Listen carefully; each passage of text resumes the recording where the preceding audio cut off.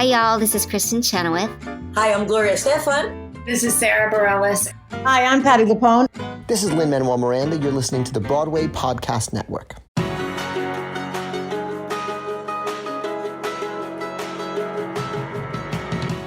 Welcome to the Theater Podcast, intimate personal conversations with theater's biggest names. I'm your host, Alan Seals, and this interview today is with Lesli Margherita, who is a great example of someone constantly working who doesn't necessarily need to spend all their time in New York City, especially on Broadway. She's from the West Coast, kind of prefers the West Coast, skipped over New York to make a West End debut, which earned her an Olivier Award, and then came to Broadway. So just kind of all over the place and always working. We get into this a little bit in the interview, but she has this love for ice dancing. She has this little hidden talent of building on her young life as almost a professional ice skater, I guess, and now is doing ice dancing. She needs something as a hobby, as like this mental respite that has nothing to do with her industry, and gosh, her eyes light up when she talks about it.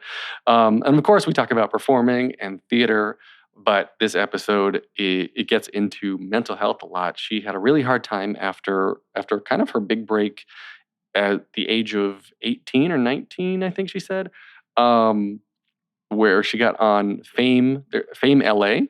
She was literally a teenager, thrust into the spotlight, national TV, and then after that, it was just kind of like, oh, my career isn't laid out for me, and I'm not being treated like I thought I would be now.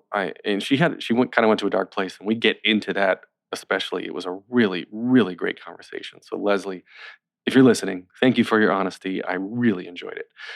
Before we get into it, though, as always, please visit me at ttp.fm to see everything online, listen to past episodes. You can also show your support for the podcast via ttp.fm/Patreon, Patreon. Patrons of a certain level get their questions in ahead of time and get them as part of the interview. So you can actually help shape the conversation a little bit, among many, many other tiers of amazing things. So everybody now, please enjoy this episode with Lesli Margherita.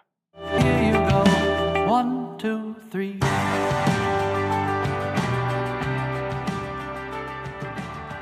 This Olivier Award-winning actress made her Broadway debut in Matilda in 2013 after a successful run on the West End in Zorro, which earned her the aforementioned award. She was recently in Dames at Sea here on Broadway, but made a big splash in the entertainment scene back in 1997 in the TV show Fame LA. Oh, baby Les. Oh. About to open Emoji Land off Broadway as the princess. Mm-hmm. Lesli Margherita, welcome to the Theater Podcast. Thanks. Oh my gosh, 97. Yeah, that was a long time ago. Teen on TV. That was 22 years ago. Yeah. I was like a baby, a teenager. Crazy. Were you a teenager at the time? Yeah. That's crazy. Yeah. Okay, well, talk to me about baby Lesli. Mm-hmm. You grew up in California? I grew up in California. Yeah, Northern California. And I grew up on a cattle ranch. Crazy, I know, right? Grew up on a cattle ranch. And so, can you do a lasso? I did. No, I did not. I just did shows with the cows. That sounds like an only child thing to do. Are you an only child? No, I'm the youngest of four, yes. And my 3 older sisters are much older. So I was clearly a mistake. And so I was kind of an only child. And so I just would put on shows because I was always already dancing and stuff at that age. And I started doing musicals at 8. The touring company of Annie was coming through. Mm-hmm. And I was like, I'm just going to go and audition. And my dad went and got me the sign-up sheet. And my parents were like, just, there's going to be 500 little girls there. And there were with ringlets. And I was just in my jeans from the ranch. And I ended up getting one of the orphans. And the rest is history. So, okay. Well, mm-hmm. What made you decide to want to audition in the first place? My dance teacher, my ballet teacher, ran the community theater. So you're already taking dance at that point? I was taking dance since I was 4 because they thought, now I think it's ADD, but they didn't know what. I was just hyper. And my mom danced, and so they put me in classes, and I loved it. And then I just hadn't like sung, and I just decided to show up and sang happy birthday and still have the same voice that I did then. Happy birthday. Just loud, belting, Annie voice. So, okay. In the ensemble then, and then Mhm. so that was 8. Then what was after that? And you continued to dance? Or did you like Oh yeah. start to pull in acting as well? But I did community theater. Like, that was kind of like a short gig of local stuff. And then I kept doing community theater. I played Annie everywhere. I did the big three, Annie and Mhm. Dorothy and Peter Pan before my boobs. And You were Peter Pan. I was Peter Pan. Oh yeah. Yeah, I was you always the lead. I mean, let's be clear. I was always the lead. So sad. And I just kept doing it and danced. And then in high school was like on my dance team and still doing theater and doing like semi-professional Mhm. theater. But I really wanted to stay in high school. Like there was a chance, like I remember I maybe could have done the Mickey Mouse Club and so like things would come up and my mom would be like, you know what, let's just stay in high school, have regular high school. And then I ended up working at theme parks. I sang and danced at Great America all during high school, which was awesome and like the best training. Well, you did Disneyland too, right? Yeah. So my huge goal, one of the reasons why I stayed in California is I'm a Disney freak. I wanted to do the shows at Disneyland. That was the goal. So before I even went down to LA, I started auditioning for them when I was like 16. And they said they had a great program then where they would kind of like keep an eye on you and Mhm. Kind of like a grooming program. I don't think they do it anymore. But and I only wanted to do the shows down there. So I chose UCLA and I was not a theater major. I did musicals at UCLA, but I wanted to work at Disneyland. So I started doing the shows at Disneyland. And then very soon after I got to school, I booked Fame LA and then left school. And then I went back later, but Oh, you went back and finished? much later. Yeah.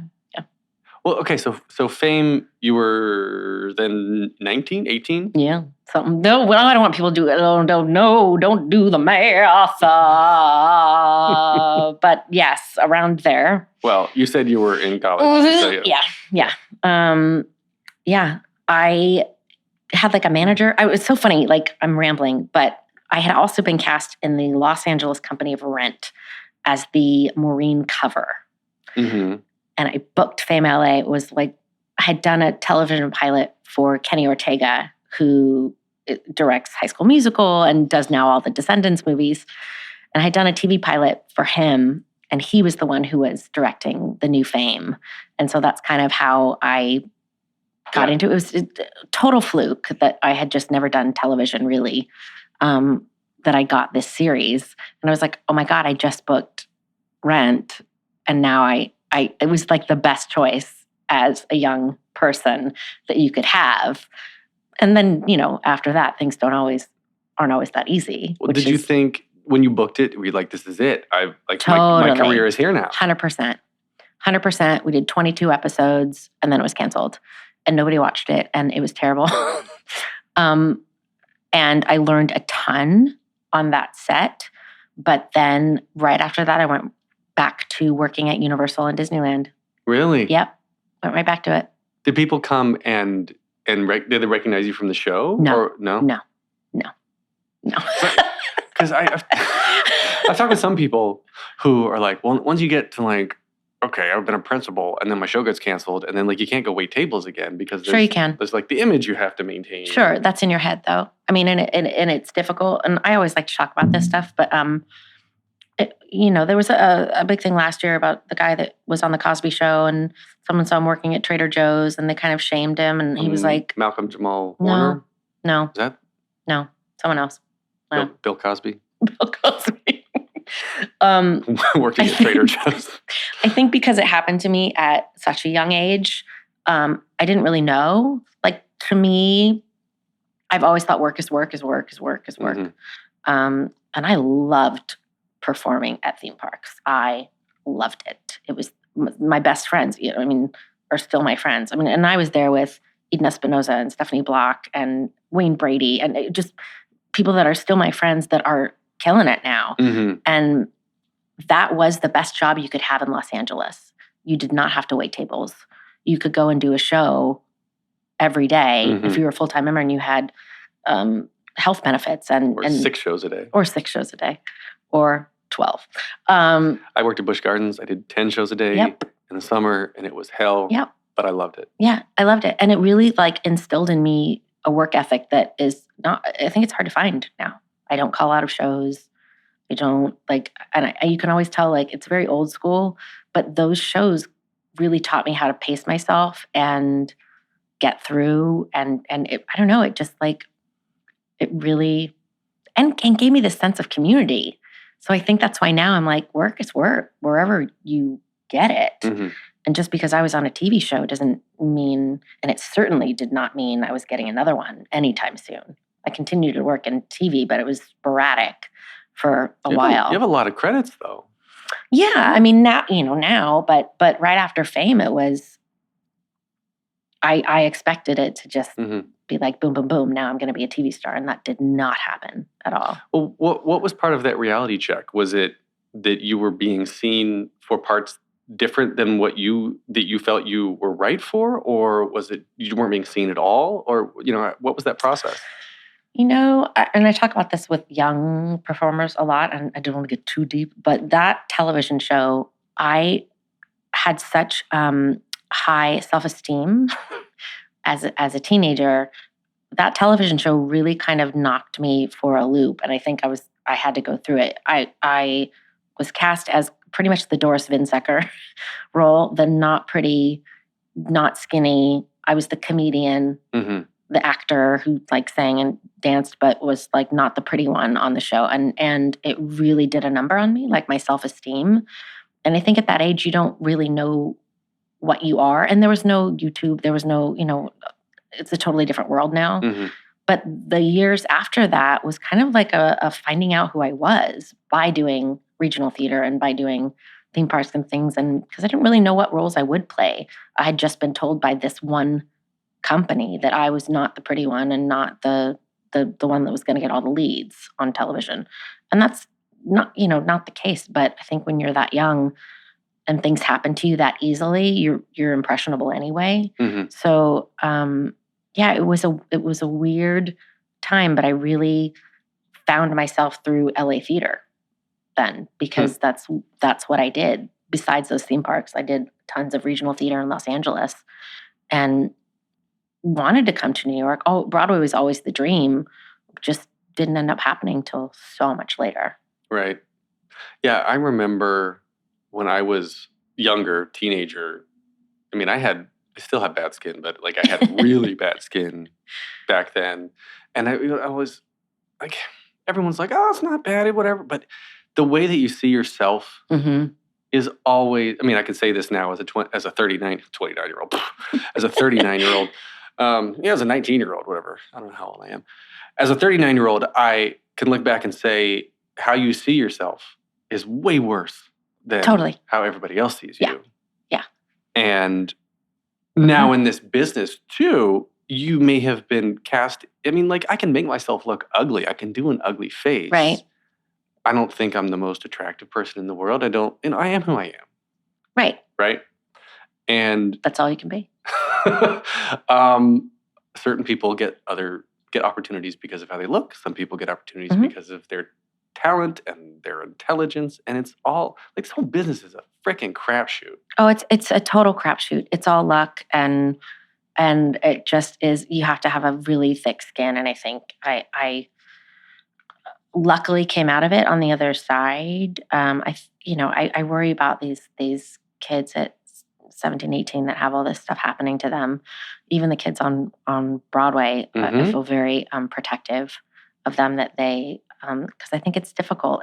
And Matilda was so great about how they treated the kids, and the kids didn't stage door, and weren't allowed to talk to them about the show. They couldn't do the stage door? No, because it was such a great thing, because you come out of a show and you're signing autographs. Yeah. And when that ends, you're just back at school and no one's asking for your autograph. It's a really hard thing to navigate as a kid. And so I loved that. I loved that they did their show we did not talk to them about show business or our show. Were you specifically instructed not to? Yes. Talk to them about their day. Because Just being a normal kid. Because if you tell an 8-year-old, great show tonight, they're going to go, well, what was wrong with my show last night?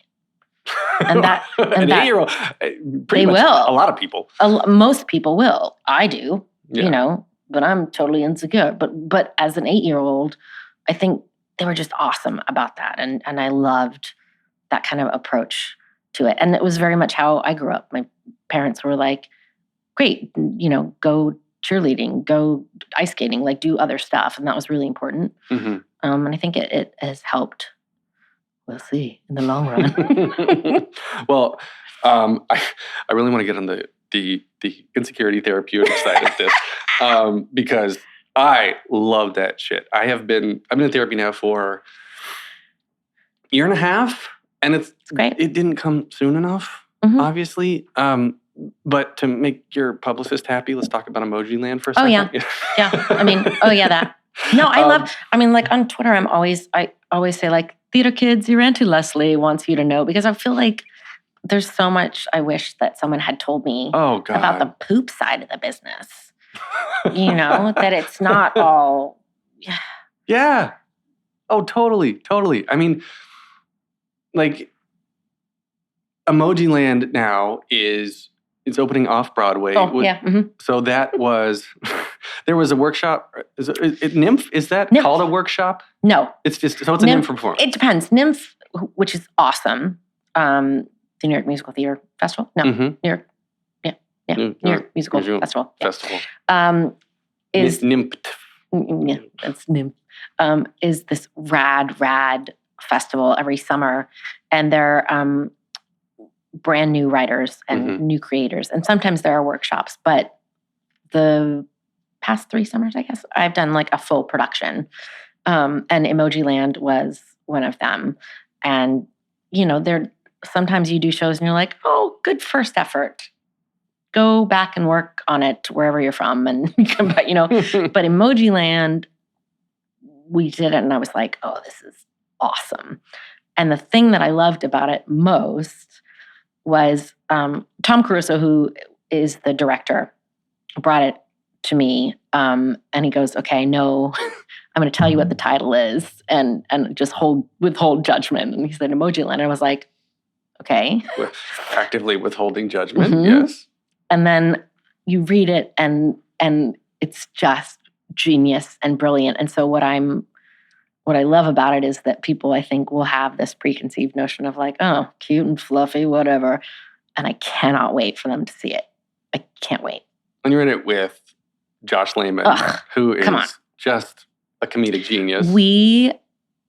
If you see Emoji Land, people listening to this, you will see us crack up, because I did not get through a single performance without cracking up. Really? Oh, yeah. He makes me laugh so hard. And he improvises so much. And they let us play on stage, and I just laugh. And that's why when this came up, I was like, oh, no brainer. Josh has to do it with me. So, and the cast that they've gotten is incredible, and the designers, and I'm really, really excited for Keith and Laura, who wrote it, for people to see their work, because it was really special at Nymph, but now they've got, a chance to really do it. So I brought up the show because we should, but yes. Also as a segue into talking about the poop side of the business, no pun intended with the poop emoji. Uh-huh. You're not the age at which you did Fame LA. Correct. Yeah. Okay, so with 2 Broadway credits, but you're still a very successful working actress. Yes. So, so my point is that it's not just you get a Broadway show and then all of a sudden the sky opens up and it rains sunshine and rainbows. You still have to work your ass off. You're always having to prove yourself, because in Los Angeles, I played every kind of role, and a lot of TV stuff I do is dramatic work. And then you come and do Matilda, and then I followed that up with Dames at Sea. Mm-hmm. And then people just think, oh, well, she's just the big kind of broad, funny stuff. So you're constantly having to prove yourself doing smaller things or regional theater. yeah, you don't automatically get Broadway shows. And I think kids, when they walk around Pearl Studios and they see all of us waiting, to audition, they realize that, yeah, it's not that at all. You have to continually work, and you're only as good as your last gig. So, but yeah, I'm totally lucky in that I've gotten to do television stuff as well.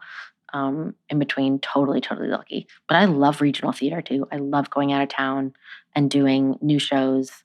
I've gotten to do 2 awesome brand new shows this year, and hopefully one of them will come in next season, and we'll see. But that's just what you do, is you continually work on stuff, and you do workshops and labs, and it's never ending. But do you feel it's harder for comedic women to find roles right now on Broadway? Because I feel like there's a lot of ingenue. It's easy, I put in air quotes. It's a weird time now for every actor, I think. I generally do the supporting roles. And those are usually, like in a musical, they're usually like the funnier roles, but it's a difficult time because I think they're trying to make sure that everything is equal and diverse, and I think it's a weird time for everyone kind of navigating who can do what roles. It's always been harder for women anyway. There are just less roles. So that's always going to be difficult. I don't think it's harder for comedic women. I think it's harder for comedic women to be seen as anything but comedic women. And the comedic women are usually the best dramatic actors. It's just how it is. Comedy is so much harder. Well, comedy's harder. Comedy requires more intelligence. And being a bit stereotypical, the very funny people that I know are often some of the saddest. Totally. Inside. Because they 100%. They want to be the first to put themselves down so no one else can. Yeah. When I was young, I went through this phase of dating comedians, and I was like, never again. They're like the most depressed people. Oh, totally. I mean, yeah. Well, Robin Williams is one of the greatest examples of this. Absolutely. So I don't think it's harder. I think it's difficult in general just to get a job. It's so difficult. And that's what they don't tell you. And some people it just falls in their lap. And it did for me. It did for me, absolutely, at 17, 18, to be like, here's everything. And I see that happen to, a lot of young people, like on Broadway. You win the Jimmy Award and you get to be a lead in a Broadway show. I want to make sure that when they're not in their Broadway show, they go back to get do a high school show, or you know what I mean? Like, I feel like it's really important to go to college and do the college shows, because it's just not always going to be like that. Yeah. I've heard tons of stories too from people now, actors now in their early 30s, who for the last decade, like they came out of college and they were one of the lucky few who got a Broadway show straight out of college. Right. And there's an even smaller percentage that got another Broadway show directly, but then they didn't work for years. Yeah. I mean, I didn't do a Broadway show until my 30s because, and it's not that, I guess I wasn't living on this coast, but even after I won the Olivier, I was up for some very high profile Broadway shows that I didn't get. It just, I'm very specific, and I knew that. And I knew that it was going to take getting older to kind of grow into what I would end up becoming. And it was really frustrating. And I would fly out here for so much stuff and get so close. And, I don't fit in everything. It's just nobody does. So the right thing came along. But yeah, I had to go to London first to get a chance to do a Go from show. LA to London. To London. Skip then over New York completely. Yeah, totally. And then finally, But then it took British people to get me a Broadway show. And because they had seen Zorro. Right. Is how they knew about me at all. Right. I'm looking for a tweet. Oh, you tweeted last night. The picture of that really weird looking dog. I have a thing with crap taxidermy, really awful taxidermy. What's that? What that was? Makes me scream laugh. I cry laugh at bad taxidermy. And so I'll always find for my reaction memes or whatever, bad taxidermy. And that's a terrible taxidermy fox. It was a fox? It was a fox. It looked like it's just a weird exactly dog. Yeah. Okay. But the caption was, when you're trying to go to bed early, but your anxiety and raging insecurities are all, hey, batch. And it was so true. Like, well, I want to get in this. Okay, so we'll do the therapy part now. Okay. Where do your anxiety and insecurities come from? Do you have a moment? Or is just general? I mean, it is a general life? waterfall of anxiety. I think, and I don't think actors or performers or anybody talks about this enough. I feel like it's why I love telling people about bad auditions or bad, you know what I mean? Like, it's just, you gotta be human. And as an actor, you're always worried about work. You're always worried about, am I good enough? Am I good enough? And you can, people that have like this bravado and project that, I'm envious of them, but I guarantee you they're probably just as insecure. And I meet people all the time at stage doors or whatever, being like, you know, I don't know if I'm good enough to do this. I'm like, I don't think I'm good enough to do this. Nobody thinks they're good enough to do it. You just have to get through it. And so it is just raging insecurity all the time. And anxiety, I think if you choose a career in the arts, I think anybody has this, but it's anxiety of, well, you know, what am I going to do next? What am I, you know, what's going to happen to me in 20 years? It's all of that. And I try to live in the moment. It's very hard for me. My brain is always going, always going. Yeah. I just assumed you were nervous about this interview. So yes, absolutely. It was. Yeah, I was like, that's why you couldn't go to sleep last night. But like I went to bed because I ice skate at 6 a.m. every morning. Right. Yes. I wanted to ask you about being an ice dancer. That was my dream. Ice dancer, not ice skater. Ice dancer. So an ice dancer, I have no idea what that is. So I need you to tell me. But I pictured like you have cleats on and you're just dancing on the ice. No, Like- it's amazing. I'm going to send you so many YouTubes of ice dancers. Okay. It's amazing. It's like, I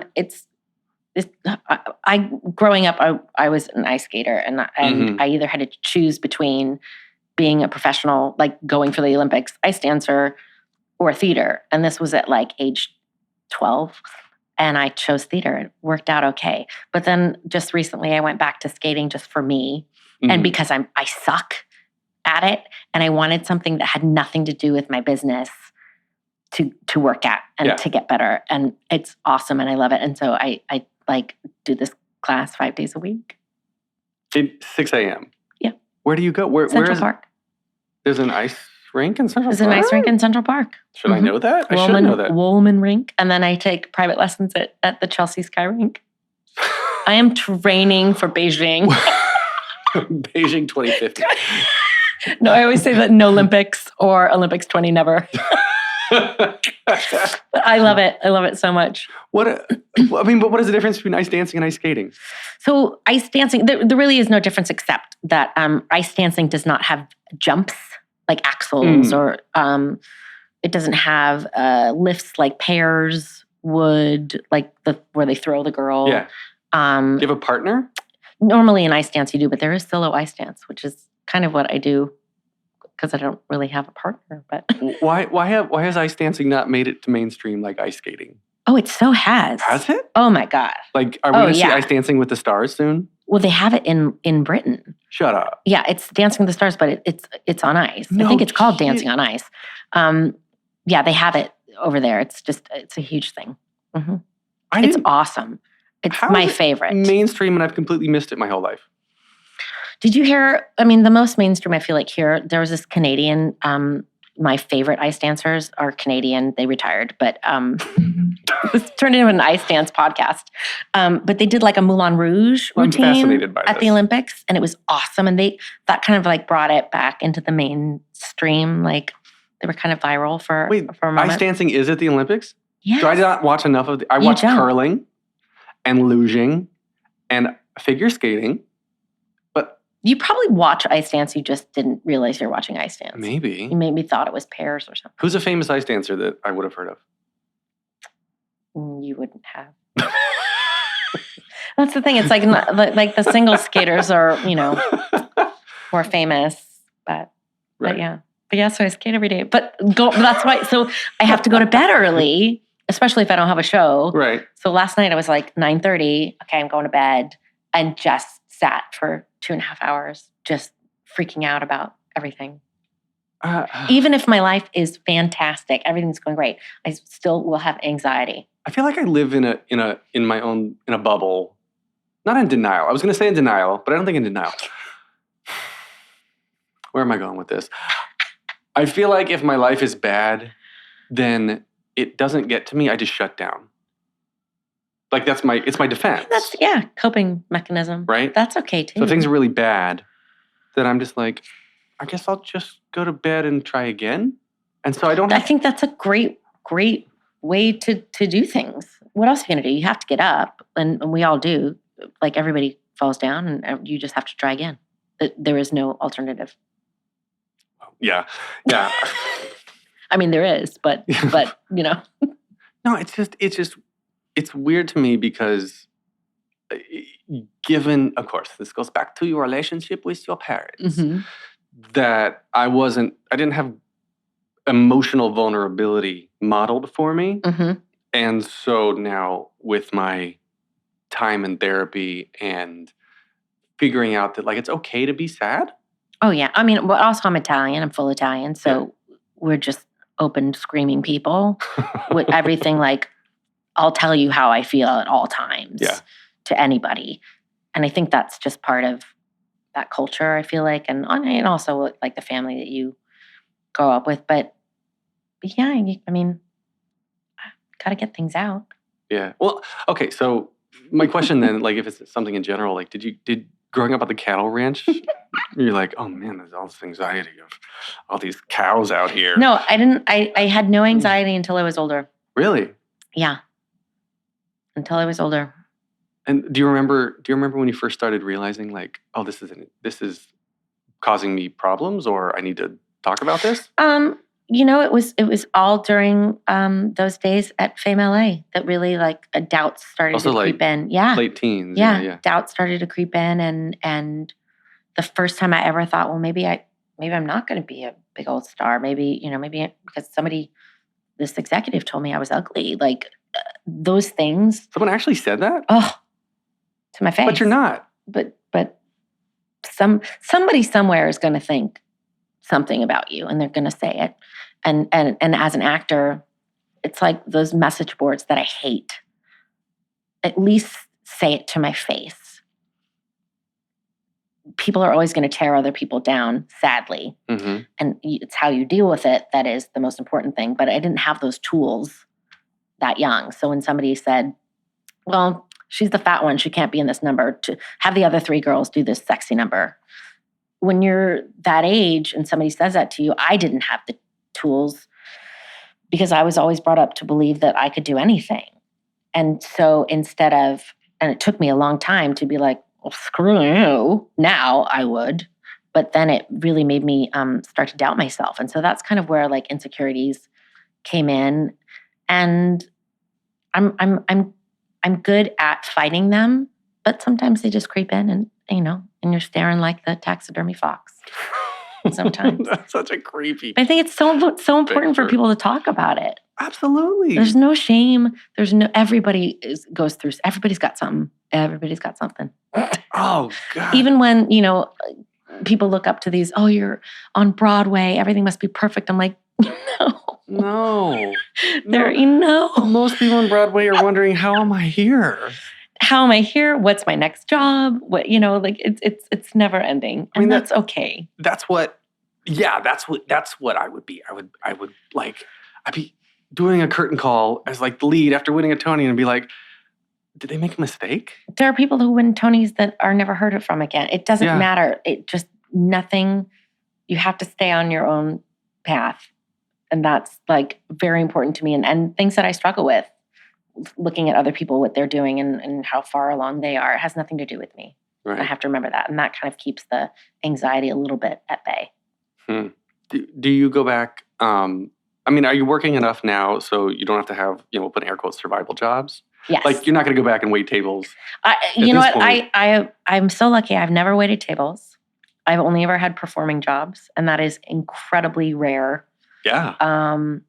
Again, though, LA, all those theme parks. So I've been incredibly, incredibly lucky, and I totally realize that.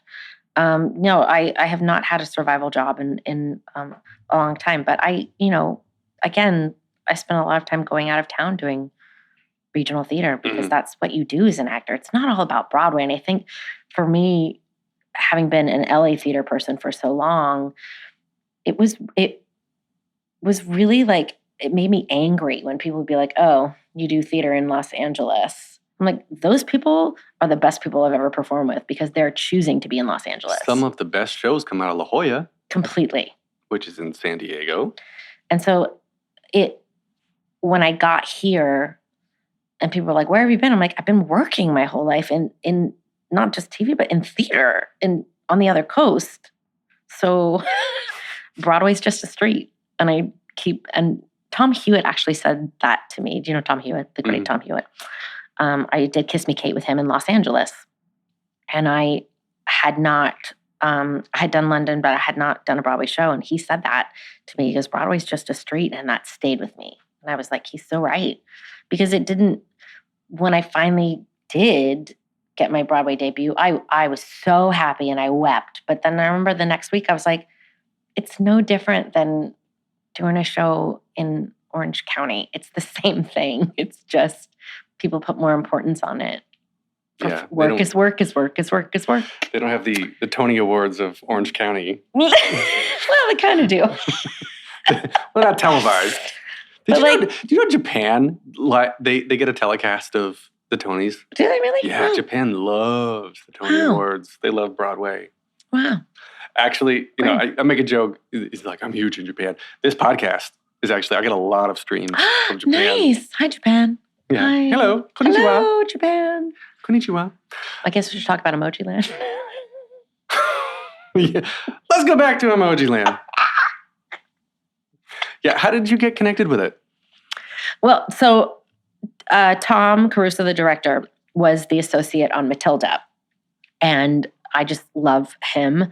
And I had done another NIMP show for him called Matthew McConaughey versus the Devil, which was amazing and so freaking funny. And so he brought Emoji Land to me. He said, I'm doing this show and you're the only person that can do this. And he goes, it's the princess. And I was like, oh, done, done. And so I did, because I will always do NIMF. I think it's so important to do up and coming people's work if you have the time, and I just think it's so important. And so I loved the music. I loved this show, and I love this character. And my kind of like, I call myself queen, like it's a joke, but to be able to be like, oh my God, I'm playing the freaking princess emoji.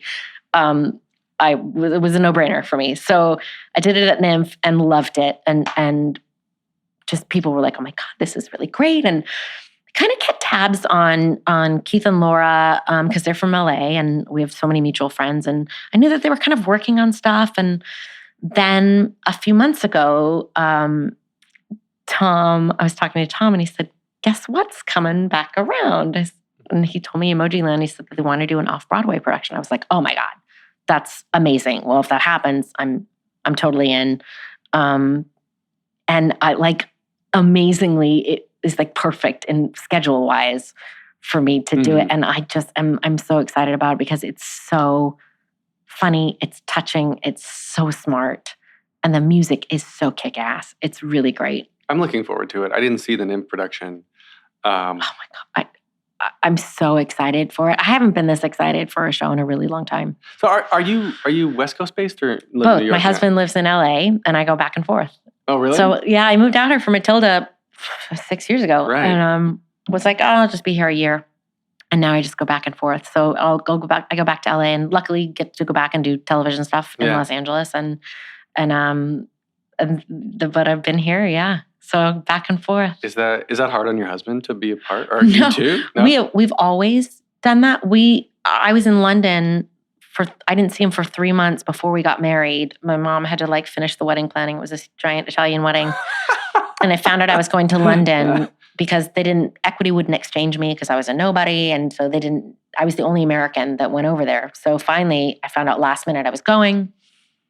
3 months I had been touring because we toured Zorro before we did the West End to kind of work out the kinks. So toured, came home, got married, left a week later to go back to London and open it on the West End. And that was the first 2 years of our marriage, was me in London and him in LA. So we're really used to it. And when we met, I was on tour. Like, it just has always been that way. So we're really great at it. And it makes the time together that much more special. Oh. Because you miss the person. We've been married now almost 12 years. Yeah. So it's like, it just really, it's, yes, you miss them, but thankfully there's FaceTime and, I can see his face. Yes. Sometimes I'll just call and he'll be at work and I'll just look at his face. We'll keep working. I used to, my best friend from high school and college, like before internet. Well, it was right when internet, broadband and everything. But when we were, first time we lived apart, we would just call each other. And he and I would just like sit on the phone for hours. Yeah. And we'd both be doing our own thing, like playing on the computer or doing whatever. Yeah. And like we'd be, oh, yes, awesome, blah, blah, blah, blah, blah. And then, and then we come back and, oh, yeah, we're still. Like, yeah, totally. So, the same. Yeah, when I was in London, it was Skype. FaceTime wasn't there yet. Yeah. Skype with like the little camera on your computer. Mm-hmm. Yeah. But no, it works out. It works out really well. And he is very supportive and knows that this was my dream to be in New York. Is he a muggle? He's a muggle. Yeah. He's a muggle. But he gets it. He did theater in high school and college. And so like he gets it. But it's really nice to go see a show with somebody who'd probably rather be watching the football game. There's something very freeing in that. And when he sees shows of mine, he's never like, oh my God, you are just, well, it's never overflowing. It's like, good job. It's very sports. You know what I mean? Like, good game. It is very much like that. And like any injuries that I've had has been very like sports talk. And there's something I really like about that. It took me a while because I was like, why are you not like my gay fans that are like, you're the most amazing thing? And he was like, it's just not what he is. And I don't know. It's really cool. Where do you get that? Where do you get your validation from? It has to be from me. And that took a really, really long time. Really? It has to be. Because there's so much noise on the internet now of people telling you what you are, what they think you are. You have to like shut it down. Because, and I said this before, somebody somewhere will think you suck. It's just how it is. Always. So once you realize that, it kind of takes the pressure off. And it takes the pressure off of everyone has to like me in this role. Everyone has to like me as a person. And it's just really if I like what I'm doing. I don't read reviews anymore. At the last like 3 or 4 years, I've been really, really adamant about not reading reviews. And I can always tell if they're good or bad just by people's reactions. But after Dames at Sea, because I loved that show and people loved that show and the critics just tore it apart because they didn't get it. They didn't understand how in a year of Hamilton, this little 6-person musical could exist. And it was comparing it to those shows instead of judging it on its own merit. And after it really broke my heart. And I was like, I can't, because it tarnished how much I loved doing the show and how much we loved doing it as that little company. It really kind of tarnished that. And I decided after that I was not going to let somebody's opinion dictate how I felt about my job or how I felt about what I was doing.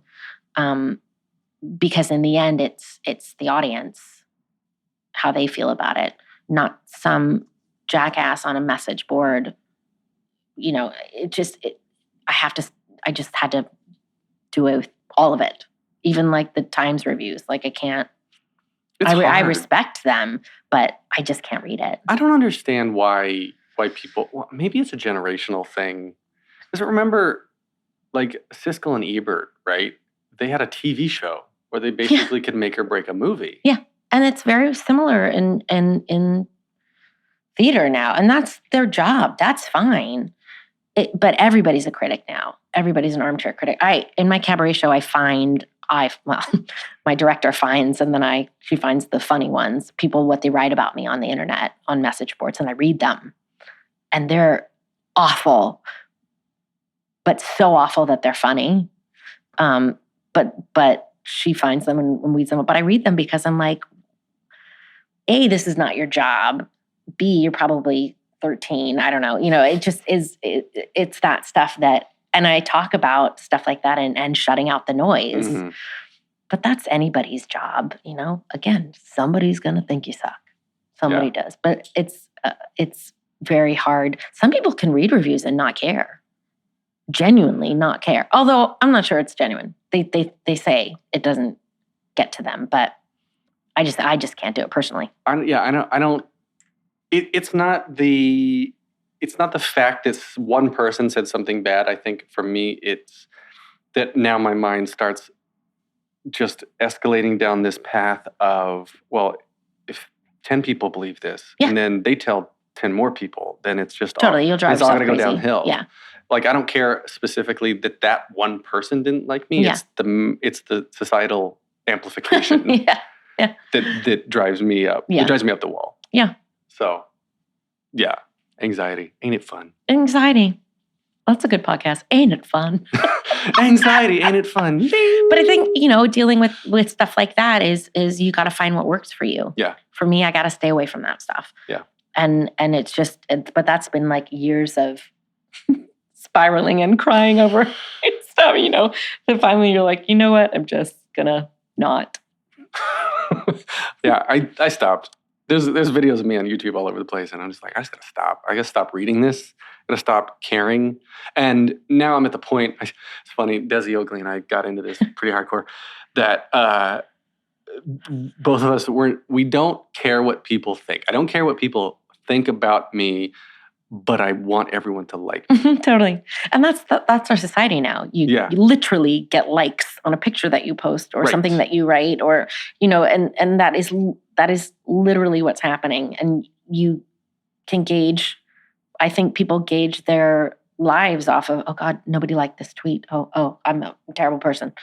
And you have to divorce yourself from that. You have to. Funny on social media. I love it. But I think people connect with it because I'm open and honest. I mean, there are times my husband's like, will you please not tweet about your bikini wax? You know what I mean? It's just but I love it because I like showing the other part of it. I like showing the things that happen to be, that aren't so great. Right. I think it brings people together. I love that stuff. So people's perfect social media presences, I couldn't do that. You reply to people a lot, so you're actively engaged. Oh yeah, and you have to read it. How do you ignore the bad stuff? I'm really. It's so funny. How do you stay away from that? What's so funny is since people know that I read the bad comments on message boards and things. It's been my best friend directs my cabaret show, and we've noticed, we were like, people aren't writing things anymore because they know that we're going to take it and read it. So luckily, hasn't been that bad. Tweet Twitter. You know what?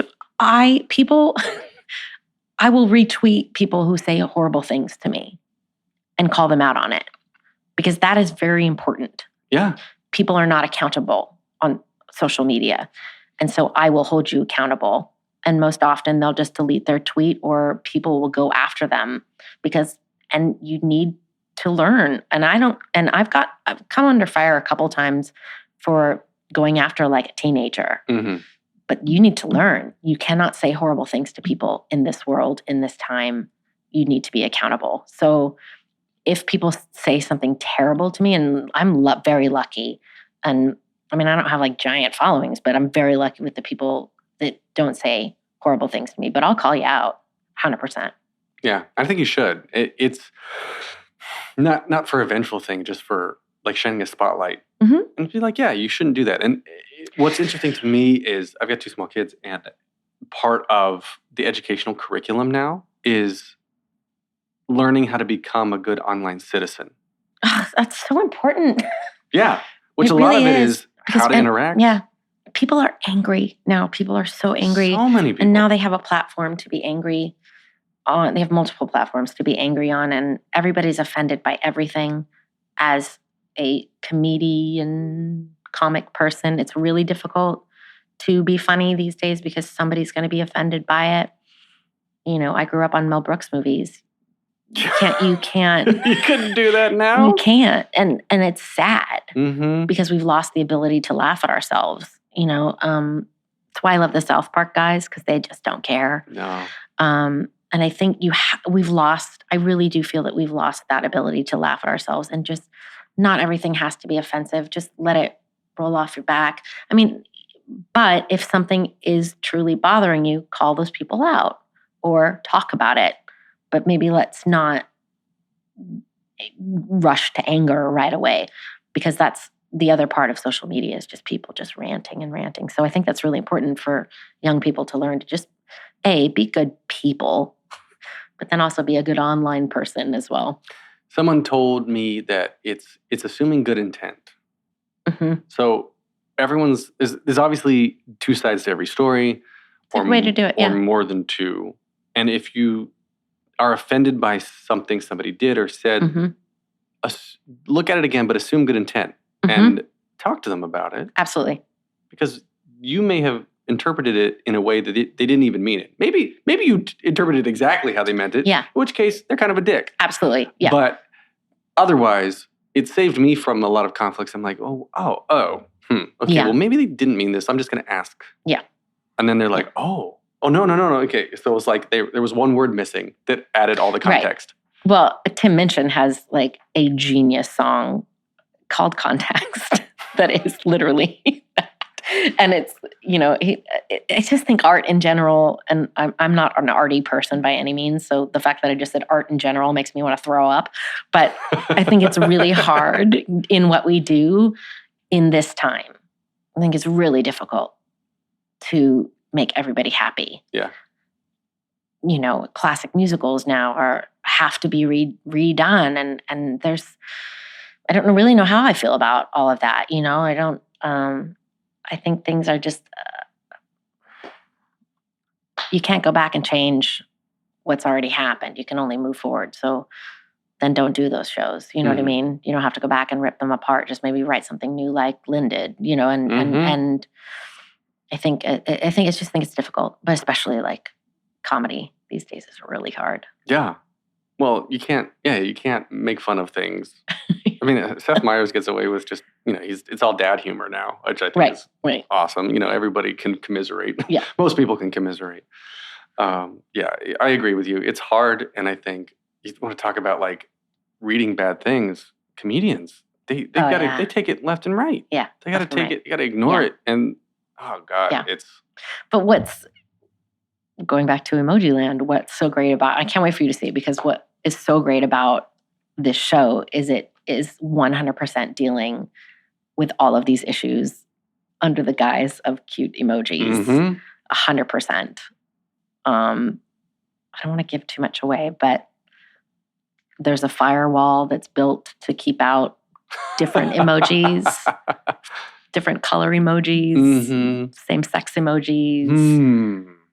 It is really dealing with all of these issues. And so I think it's really, really important and valid. And I love that it's under this umbrella of, cute emoji land, because you'll leave and you'll be like, I just got schooled. Yeah. It's really special. So I'm looking forward to, I'm sure people are going to be talking about stuff after. Yeah, I don't want to give it away. But all right. Well, let's use that to transition into our 3 standard closing questions that I ask everyone to wrap up the podcast. The first one is, what motivates you?